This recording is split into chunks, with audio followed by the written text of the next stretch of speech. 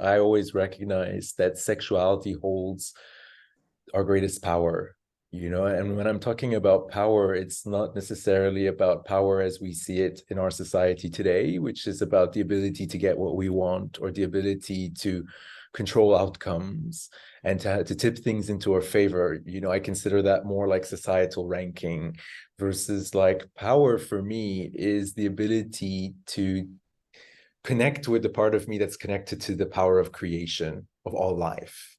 And that might sound like a really abstract concept, but I feel like once we've really unlocked it and really, you know, sunk our fingers and into it and really are playing with it, kind of like this dough, it gets to start and affect every area of our life in terms of like, and when I'm talking about creation, I'm not just talking about how I'm able to create a new artwork or a book or a website or a workshop, but like, how do I create who I am in the world? How do I create, you know, what responses arise? What solutions can exist in face of challenge?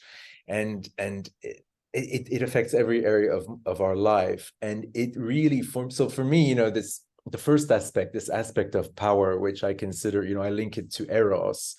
And for me, it relates to the idea that obviously Eros is a lot more than about sexuality as we see it, but more as it's about the power and the process behind all of creation. And when I see that, I know that when I plug into that or I tune into that, it allows me to see the whole entire world in a different way and to see every situation in a different way. Because I see it in a lens from the lens that, oh, I'm plugged into source. I'm plugged into the root of the creation of all.